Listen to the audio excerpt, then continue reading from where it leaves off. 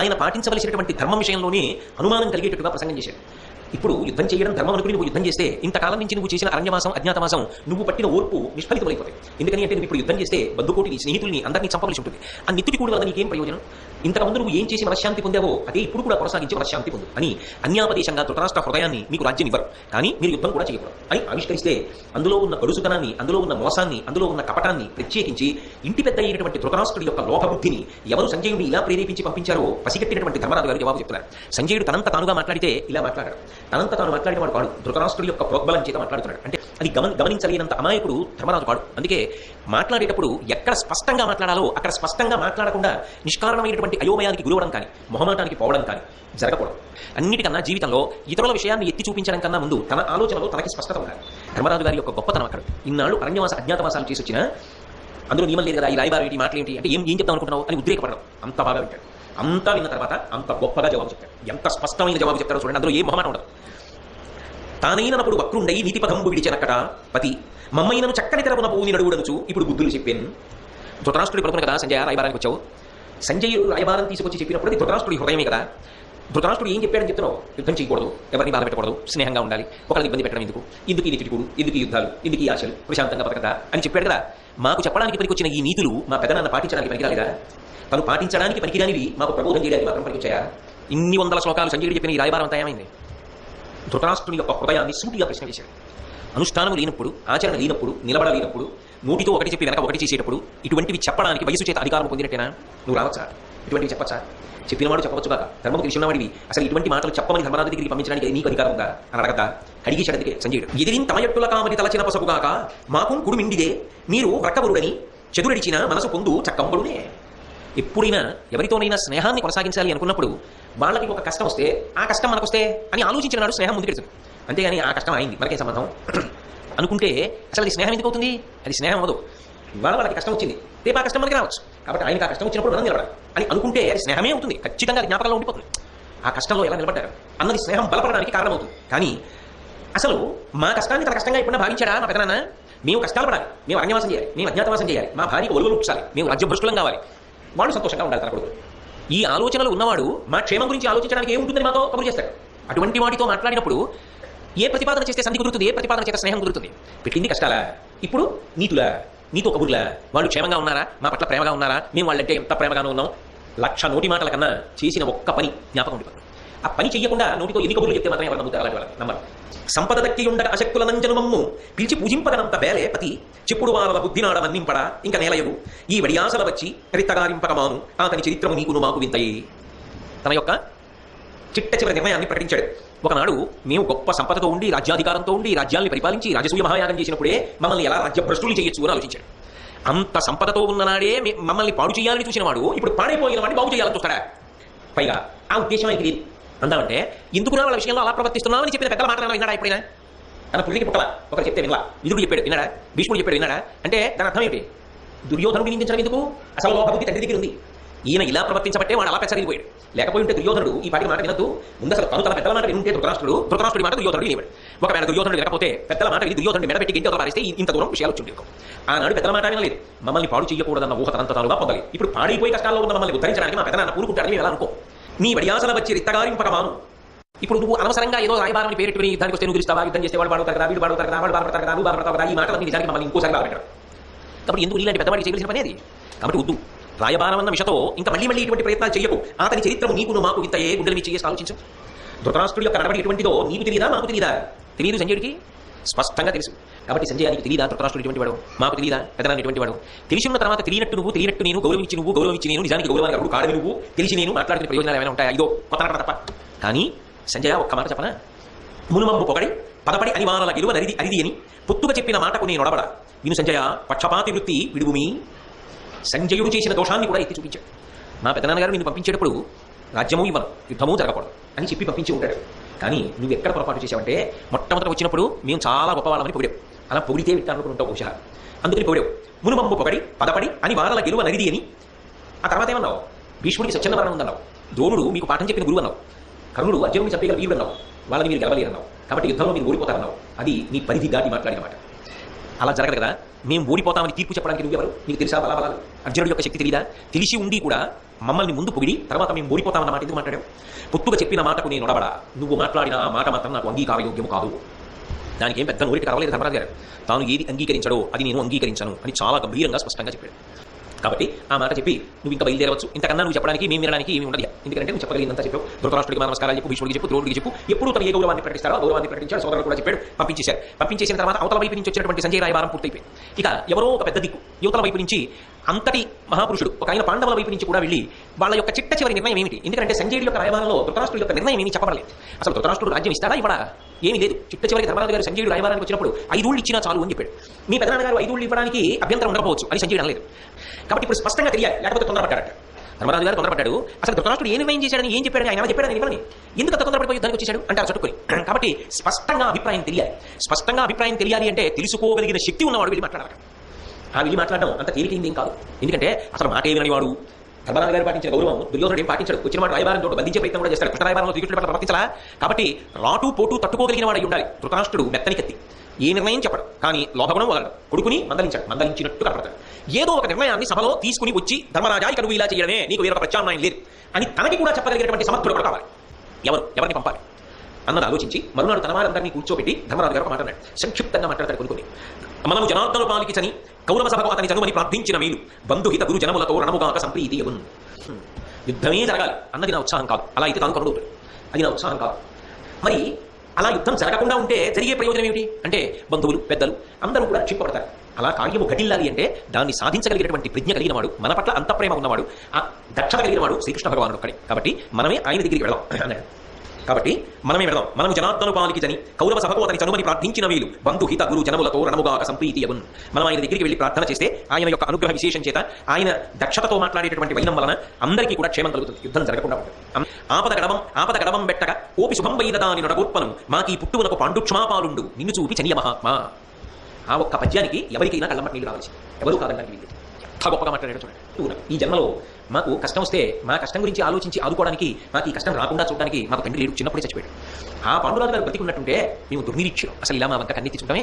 కానీ చనిపోతూ మా నాన్నగారు ఈ పుట్టువ మీరు పుట్టినప్పుడు నేను తండ్రిని లేకపోయినా మీకు తండ్రి లేడన్న బెంగలేదు, ఇదిగో ఈయనున్నాడు రా అని నిన్ను చూపించి వెళ్ళిపోయాడు. అంటే నిజంగా పాండురాజు గారు అలా చూపించాడా? చూపించలేదు. కానీ తండ్రి తర్వాత నువ్వు మాకు తండ్రి లాంటి వాడి అని చెప్తున్నాడు. అంటే ధృతరాష్ట్రుడు ఇచ్చే పెద్దరికానికి ధర్మరాజు ఇచ్చే పెద్దరికానికి ఎంత తేడా ఉంటుందో చూడండి. మాకు తండ్రి లాంటి వాడి, నువ్వు వినా ఈ ఆపత్కాలంలో మాకు ఎవరు దిక్కులేదు. ఇప్పుడు నువ్వు వెళ్ళి మాట్లాడి వచ్చి యుద్ధం తప్ప మీకు ఇంకో అవకాశం లేదు అబ్బాయి అంటావా? యుద్ధం చేస్తాం. ఎందుకంటే నువ్వు రాయబారి కావు, మాకు తండ్రి, మా యోగక్షేమాలు చెప్పగలిగిన వాడు కాదు. వాళ్ళు ఏం తప్పు చేశారు, వాళ్ళకి రాజ్యం ఇవ్వండి చెప్పగలిగిన పెద్దరికం కూడా నీకు తప్ప మా వైపు నుంచి ఎవరికి లేదు. మా తండ్రి లాంటి వాడి, నీ పెద్దరికాన్ని వాళ్ళు కూడా కాదనుకోండి. కాబట్టి వాళ్ళు వినాలి. నువ్వు ఏది చేస్తే మాకు శుభం అనుకుంటావో అది నుంచి సమయవిధి మిత్ర కార్యంబు చక్కచేయ నీ కతంబుననే మవినీతుడైన ఆ సుయోధనితోడి పోరాట దక్కి అనుభవింతుము మా అంశమగు దరిద్రి. మా పెద్దనాన్నగారి హృదయం విన్నావుగా, రాజ్యం ఇవ్వడు, యుద్ధం చేయకూడదు. కానీ కృష్ణ సమయవిధి మిత్ర కార్యంబు చక్కచేయ, ఓ కృష్ణ ఇది సరైన సమయం. ఈ సమయంలో నువ్వు వినా మాకు ఉపకారం చేసేవాడు లేరు. మిత్రుల యొక్క కార్యాన్ని చక్కబెట్టగలిగిన వాడివి నువ్వు ఒక్కడివే. సమయవిధి మిత్ర కార్యంబు చక్కచేయ ఎందుకంటున్నాడు ఈ మాట? ఇందాక తండ్రి లాంటి వాడు అన్నాడుగా. అంటే అర్జునుడితో ఎప్పుడు స్నేహభావంతో కూడా ఉంటుంటాడు, సఖ్యభక్తి. అంశమగు దరిద్రి, మాకు రావాల్సిన రాజ్యభాగం మాకు రావాలి, అంతకన్నా మేమేం కోరట్లేదు. అది వచ్చేటట్టుగా ఇప్పుడు నువ్వు చేయాలి. ఎందుకంటే అది నిజానికి ఇవ్వడం పెద్ద కష్టమేం కాదు, నాకు రావాల్సింది మాకు చేయమని అడుగుతాం, అంత తప్ప మేము ఇంకేం అడగలేదు. అయినా అది ఇవ్వడానికి వాళ్ళు సిద్ధంగా లేదు. ఇప్పుడు ఆ ప్రేమ జ్ఞాపకం చేయవలసిన వాడి నువ్వే, ధృతరాష్ట్రుడి మనసు కరిగేటట్టుగా చేయవలసిన వాడి నువ్వే, మేము ఆయన కొడుకులని గుర్తొచ్చేటట్టు చేయవలసిన వాడి నువ్వే. మా రాజ్యభాగం నాకు వచ్చి దుర్యోధనుడు యుద్ధం చేయాలని మనసులో ఉవ్విళ్ళూరుతున్న ఉత్సాహాన్ని ఆపి నిష్కారణంగా ఎవరూ మరణించవలసిన అగత్యం జరగకుండా చేయవలసిన వాడివి నువ్వే. అంటే నిజానికి అప్పుడు కూడా ధర్మరాజు గారు బంధుమరణాన్ని కానీ యుద్ధాన్ని కానీ కోరుకున్నవాడు వాడు. ఎందుకని అంటే ఒక విషయం ధర్మరాజు గారికి స్పష్టంగా తెలుసు, అమాయకుడు వాడు. భీష్ముడిని చంపడం కోసమే ఉన్నవాడు శిఖండి, ద్రోణుడిని చంపడం కోసమే ఉన్నవాడు ధృష్టద్యుమ్నుడు. ఇద్దరు తలపక్షంలో ఉన్నారు. శిఖండి తలపక్షంలోనే ఉన్నాడు. ఎందుకంటే ఇంకొక వైపు వెళ్ళడానికి వీల్లేదు, ద్రౌపది యొక్క కుమారుడు కాబట్టి తలపక్షం. ధృష్టద్యుమ్నుడు ద్రౌపది యొక్క కుమారుడు తలపక్షం. ద్రౌపది మహారాజు గారు స్వయంగా వాళ్ళకి మామగారు కాబట్టి భీష్మ ద్రోణులు ఇద్దరు పడిపోవడం సర్వఖాయం. యజ్ఞంలోంచి వచ్చిన వాళ్ళు. ధృష్టద్యుమ్నుడు యజ్ఞం చేసినప్పుడు ద్రౌపదీదేవితో కలిసి ఆవిర్భవించాడు కాబట్టి పరమసత్యం, అది దేవత ఇచ్చిన వరం. శిఖండికి పరమశివుడు ఇచ్చిన వరం, భీష్ముడు పడడానికి నిమిత్తమవుతాడు. కాబట్టి భీష్మ ద్రోణులు ఇద్దరిని పడగలిగిన వాళ్ళు తలపక్షంలోనే ఉన్నారు. కర్ణుడు అసలు ఊసులోకి రావడం విషయం ఇప్పుడు స్పష్టంగా తెలిసింది, ఎందుకంటే కవచకుడాలు లేవు. అన్నిటిని మించి దేవతల యొక్క అనుగ్రహంతో దివ్యాస్త్ర సంపద అంతా అర్జునుడి దగ్గర ఉంది. అన్నిటికన్నా గొప్ప కృష్ణుడు తమ పక్షాలు ఉన్నాడు. నిజానికి ఇంత బతిమాలవలసిన అవసరం ధర్మరాజు గారికి ఇన్ని తెలిసి కూడా బతిమాలుతున్నాడంటే యథార్థానికి హింస జరగకూడదు, తన వాళ్ళు అన్న వాళ్ళు చనిపోకూడదని ఆలోచించిన వాడు ఎవరైనా ఉంటే ధర్మరాజు గారు ఒకటి. నా వాళ్ళు అన్న ప్రేమ చంపుకోలేకపోయినవాడు ఆయన. వాళ్ళు నా వాళ్ళు కాదు, యుద్ధానికి వచ్చినప్పుడు ఎవరు చచ్చిపోయినా రాజ్యం ఒకటి నాకుంటే చాలు కోరుకున్నవాడు దుర్యోధనుడు. అది ఆయన ప్రేమకి నిదర్శనం. అందుకే అనుభవింతుమా అంశమగు ధరిత్రి అని కృష్ణ నువ్వు తప్పకుండా మాకు ఈ కార్యాన్ని చక్క చేసి పెట్టాలి, మాకు రాజ్య భాగాన్ని ఇమ్మని కూడా నేను సంజయుడితో చెప్పలేదు. నేనేమన్నానంటే, ఇచ్చటి బంధులు నీవును అచ్చరువుడి వినుచునుండా 5 ఊళ్ళను మాకు ఇచ్చిన చాలునంటిని బుచ్చముగా ఇంతవట్టు పూర్ణమసుమి. సభలో నువ్వున్నావు, బంధువులందరూ ఉన్నారు, అందరూ ఉండి నేను చెప్పిన మాట విని, నేను చేసిన ప్రతిపాదన విని పరమాశ్చర్యంతో నోళ్లు తెరుచుకుని ఉండిపోయాడు. ఎందుకని అంటే 12 ఏళ్ల అరణ్యవాసం, 1 సంవత్సరం అజ్ఞాతవాసం, అర్జునుడు ఇంత తపస్సు, ఇంత దివ్యాస్త్ర సంపద, భీముడి ప్రతిజ్ఞలు, ద్రౌపదీదేవి క్లేశం, అవమానం ఇన్ని ఉన్నాయని తెలిసిండి కూడా నేను సంజయుడితో ఒక మాట చెప్పా. ఏం చెప్పానంటే, 5 ఊళ్ళను మాకు ఇచ్చినాను చాలునంటిని, 5 ఊళ్ళు ఇస్తే చాలు అన్నా. నువ్వు ఆశ్చర్యపోయావు, 5 ఊళ్ళు ఇస్తే చాలా అని. అది నేను సంజయుడితో అన్నాను. ఇప్పుడు మాట మారుస్తాను, నువ్వు విడితే అర్ధరాజ్యమే అడుగుతాను అనుకుంటున్నావేమో. కాదు, బొచ్చముగా ఇంత పట్టు పూర్ణమసుమి, ఇప్పటికీ నా మాట అంతే. 5 ఊళ్ళు ఇచ్చినా హింస జరగకుండా అందరూ క్షేమంగా ఉండి నేను తృప్తిగా వాటితో ఉండిపోవడానికి సిద్ధంగా ఉన్నాను. 5 ఊళ్ళు నాకు చాలు. ఇంకా ఇంతకన్నా ఆయన ఎంత కిందకి రాగలరండి? ఎక్కడ సాధ్యం అవుతుంది? అలాగే ఆ దుర్యోధనుడు అంతమాత్రమును చేయించాలడో కానీ పెంపేదం క్రూరత కొర్వరాదు సిరి నాకేలందునే రసవాసోదయంబులు వచ్చునా జరయుని చుట్టాలకు కౌనం మోదం బంధుడగలు కౌరవులు నేమం పొంది శ్రీనుందిన. కానీ నిజంగా తిక్కన గారి రచన వైభవం ఎక్కడుందంటే, మాట్లాడుతున్నప్పుడు మాట తీరు ఎలా ఉంటుందో ఆ పద్యాలు కూడా అలాగే పడ్డాయి. ఎంత తాదాత్మ్యతతో, ఎంత పరకాయ ప్రవేశం చేసి రచన చేశారు మహానుభావుడు. ఆ దుర్యోధనుడు అంతమాత్రయును చేయించాలడో కానీ ఏమి ఆ దుర్యోధనుడు 5 ఊళ్ళు కూడా ఇవ్వలేడా? అది కూడా సాధ్యం కదా. అంటే ఇంకా యుద్ధమే చేయాలని పట్టుకూర్చున్నాడా? అంటే అతనికి నిజానికి రాజ్యమూది కాదు, అతనికి యుద్ధం చేయడం కోరిక. అది నా మీద రెట్టేయడానికి ప్రయత్నిస్తున్నారు. నువ్వు యుద్ధానికి రాక పింపేదం క్రూరత కొరవరాదు, 5 ఊళ్ళు కూడా ఇవ్వను మీరు ఆగపడున్నట్టే. అంటే అది క్రౌర్యం కదా, అర్థం లేని ప్రతిపాదన కదా. అంత మాట అని మేము ఏమి ఏం చేసుకుంటారో చేసుకోండి అలా ఉంటాడు. అంటే మనం ఏం చేస్తానులే ఇంకా ఏమి ఇవ్వరంటున్నారు అని ఊరుకోనా?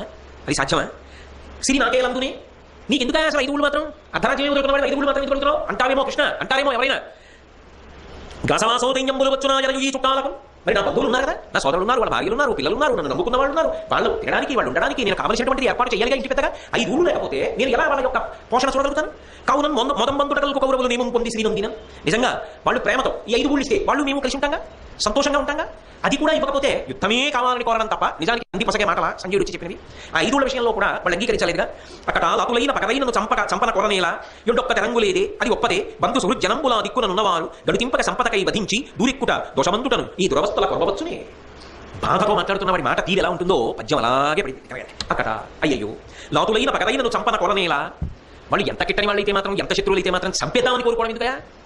అసలు అలా కొరచా మనకి కిట్టదనుకోండి, పోలేని వాళ్ళకి మనకి పడదు అని వదిలేస్తే అయిపోతుంది. అంతేగాని చంపేద్దాం అన్న ఆలోచన ఎందుకు? యొడొక్క తెరంగు లేదే ఇంకో మార్గం ఉందా అసలు? అది ఒప్పదే, ఆ మార్గంలో వెళ్ళకూడదా? బంధు సుహృజ్జనంబులా దిక్కుననున్నవారు యుద్ధానికి వెళ్ళిపోతే చటుక్కుని ఇంతకన్నా మార్గం లేదు, మరి వాళ్ళు ఏమి మనం ఏం చేస్తాం అని యుద్ధానికి వెళ్ళిపోతే అవతల వైపు ఉన్నటువంటి వాళ్ళందరూ కూడా బంధువులు సుహృజ్జనంబులు, నిజంగా మా మీరు కోరిన వాళ్ళు, మమ్మల్ని ఎత్తుకున్న వాళ్ళు, పెంచిన వాళ్ళు, మాటలు నేర్పిన వాళ్ళు, మనవడాన్ని అప్పును చేర్చుకున్న వాళ్ళు అందరూ ఉన్నారు. వాళ్ళు వీళ్ళు అక్కడ కంటాలు పోసేయాలి కదా. కాబట్టి గడుకింపక సంపద పట్టుదలకి దుర్యోధనుడు పోతే చిట్ట చివరికి యుద్ధానికి వెళ్ళినప్పుడు యుద్ధ భూమిలో నిలబడిన తర్వాత ఆయన మన చిన్నప్పుడు ఎత్తుకున్నవాడే.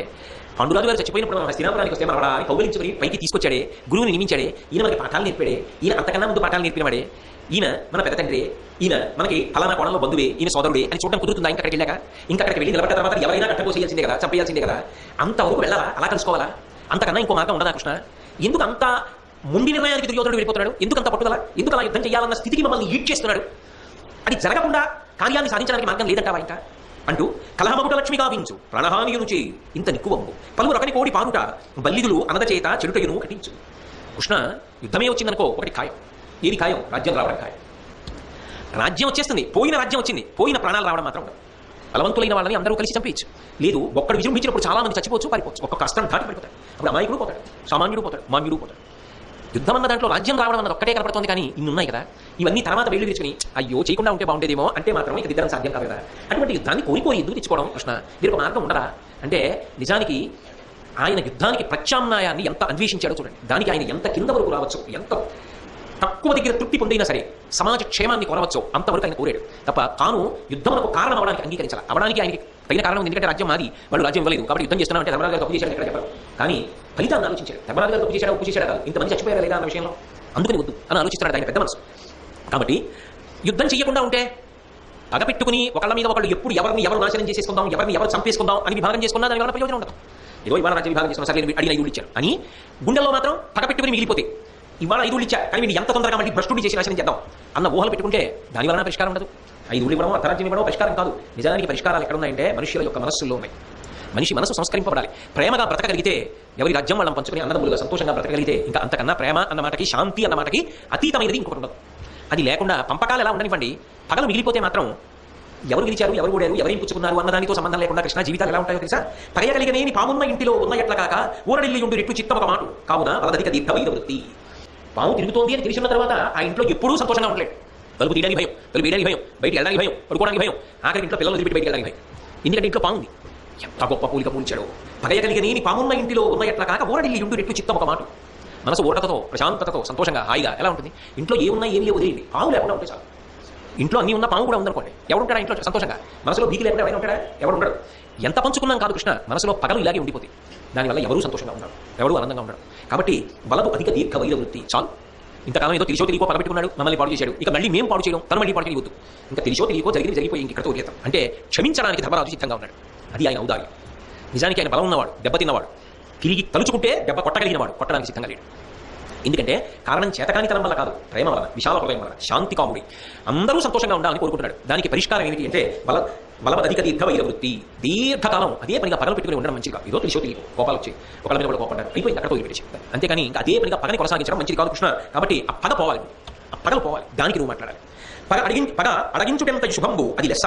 అడంకునే పగం పగకొన్న మార్కునక పల్కక ఉండగవచ్చునే కడుంతెగ మొదలెత్తిపోవ పగ తిప్పక వచ్చిన క్రౌర్యమిందు ఏ మిగతి తలంచినన్ పగకు మిలిమిలేమి ధ్రువంబు కేశవ. దేశకాలములతో సంబంధం లేకుండా ఎప్పటికీ మిగిలిపోయేటటువంటి ఒక గొప్ప సత్యాన్ని ఆవిష్కరిస్తున్నాడు. పగ అడిగించుటెంత శుభం అది లెస్స. పగ అనేటటువంటిది ఎవ్వరూ కూడా మనసులో అదే పనిగా పెట్టుకుని ఉండడం మంచిది కాదు. ఎందుకని అంటే అడంగునే పగం పగ, యువతలవాడు పగపెట్టుకున్నాడని అవతలవాడు పగపెట్టుకుని, యువతలవాడు అవతలవాడిని పాడు చేద్దామని అవతలవాడు యువతలవాడు పని చేద్దామని ఇద్దరు ఒకళ్ళ మీద ఒకళ్ళు క్రౌర్యంతో ప్రవర్తించడం మొదలు పెడితే ఒకడు మనసులో పగ పెట్టుకోకపోయినా ఎంతకాలం అలా పడుతూ ఉండడం సాధ్యం అవుతుంది? సాధ్యం కాదు. అప్పుడు యువతలవాడు ఏం చేస్తాడు? పగకొన్న మాత్కొనక పలకక ఉండగవచ్చునే. అవతలవాడు పగతో యువతలవాడిని పాడు చేయడానికి అదే పనిగా ప్రయత్నాలు చేస్తుంటే వీడు కిమ్మకుండా ఊరుకున్నాడు అనుకోండి, వీడు ఏం తప్పు చేశాడో అనుకుంటుంది లోకం. కాబట్టి ఏం చేయాలి? ఏదో ఒక స్థితిలో మనసులో ఏ పగా లేకపోయినా, ప్రేమ కోరుకునేవాడైనా, శాంతి కాముకుడైనా ఆయన కూడా ఎందుకు ఇలా ప్రవర్తిస్తున్నావు అని క్రౌర్యంతో తిరగబడాల్సి ఉంటుంది. అలా తిరగబడడం అనేది జరిగిందనుకోండి, కడుంతగా మొదలెత్తిపోవా పగ తిప్పడ వచ్చిన క్రౌర్య ముందు నేమిగతి తలంచిన పగకు మిలిమిలేమి ధ్రువంబు కేశవా. ఒకసారి కోపంతో తిరగబడి అవతలవాడి జోలికి వెళ్ళిన తర్వాత ఆ కోపంతో అవతలవాడి దగ్గరికి వెళ్ళిన తర్వాత ఇక్కడితో ఆగిపోయి శాంతి పొందుతాడని చెప్పడానికి ఎక్కడ హద్దు ఉంటుంది? అప్పుడు ఇరుపక్షాలు కలియబడినప్పుడు ఇలా ఒకళ్ళ మీద ఒకటి పగలు పెట్టుకున్నప్పుడు ఇలా అక్కర్లేని యుద్ధాలు చేసుకోవడం మొదలు పెడితే ఇంకా ఎలాగైనా సరే అవతలవాడు నాశనం అయిపోవాలి అని మొదలు పెడితే యువతలవాడు తప్పక కలియబడి కోపంతో ప్రవర్తించడం మొదలుపెట్టినా ఇక ఇద్దరు బయలు నిలబడినప్పుడు చిట్ట చివరికి మిగిలేదు ఏమిటి? ఏం మిగులుతుంది ఇద్దరికి? దానివల్ల ఏమిటి సాధిస్తారు? ఇది సాధించాలని చెప్పుకోవడానికి ఏమిటి మిగులుతుంది? అందుకే కృష్ణ పగకు మిలిమిలేమి ధ్రువంబు కేశవా.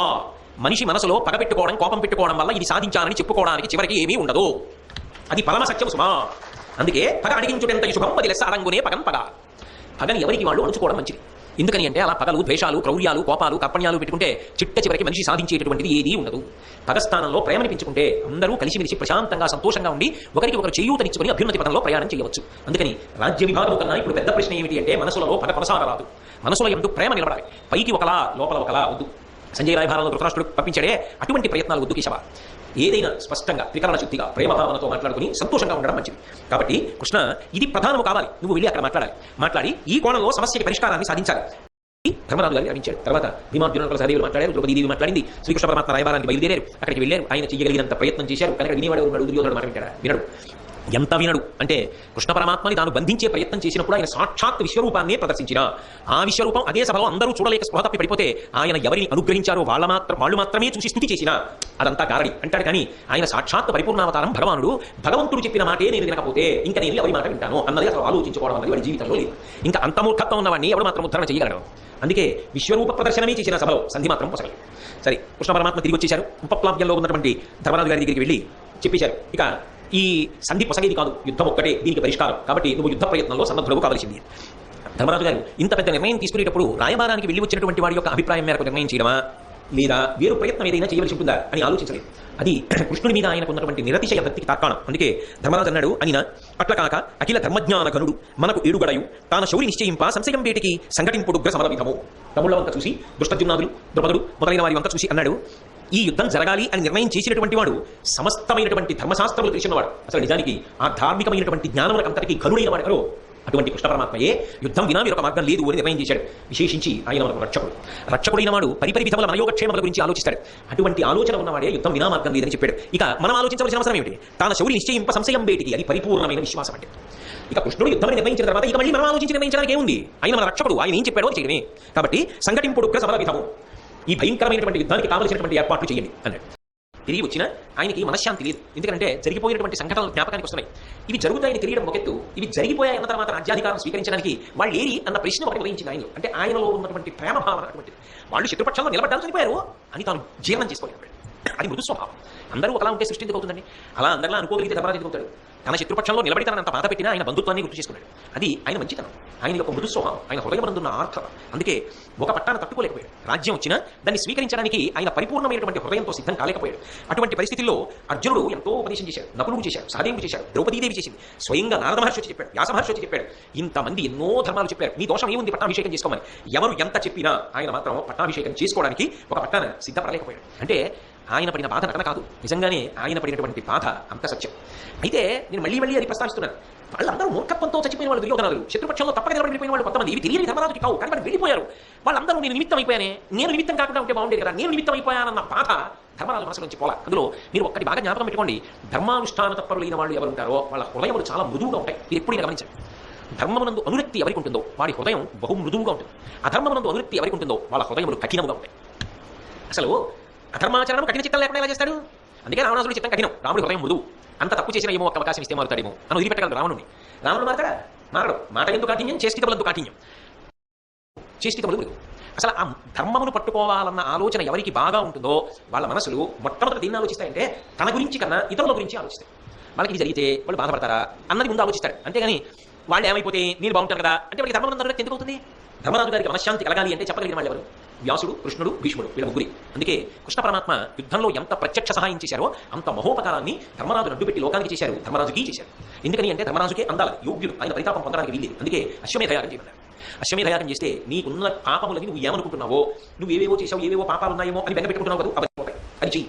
పెద్దల మాట విశ్వసించి అశ్వమేధం చేశారు. అంటే ఆయన గాంధారి దగ్గర ఏడవడం కానీ, కృష్ణుడి దగ్గర ఏడవడం కానీ, అర్జునుడు సహదేవులు ద్రౌపదీదేవి దగ్గర ఏడవడం కానీ, నారదుడి దగ్గర ఏడవడం కానీ నటన కాదు. నటన అయితే ఎందుకు చేస్తారు? అశ్వమేధయాగం. అందుకని అశ్వమేధయాగం చేయించారు. తద్వారా మహానుభావుడు మనశ్శాంతిని పొందాడు. ఇక పూర్వం వచ్చినటువంటి అవతారాల్లో అధర్మాన్ని ఆచరించినటువంటి వాళ్ళని సంహరించాడు. కానీ ఈ అవతారంలో పాపం చేసిన వాళ్ళ పాపాలు తొలగించి పరమకారుణ్యంతో వాళ్ళ మనసులు మారుస్తున్నాడు. భృగు మహర్షి దేవతలలో ఎవరు యజ్ఞభక్తగా ఉండవలసిన వాడో నేను నిర్ణయిస్తానని బయలుదేరి బ్రహ్మలోకం దాటి కైలాసం దాటి వైకుంఠానికి వెళ్లి రమాపతి లక్ష్మీదేవితో కలిసి ఉన్నటువంటి వేళలో తను సాష్టాంగం చేస్తే తనని చూడలేదని కోపగించి ఆయన వక్షస్థలం మీద తనడం ఏమిటి? ఆయన వక్షస్థలం మీద తంటే లక్ష్మి పక్కకి తొలగిపోతే ఎంత ఓర్పు పట్టారంటే ఈ యుగంలో ఉద్ధరించడానికి ఓర్పు పట్టడం కన్నా మార్గం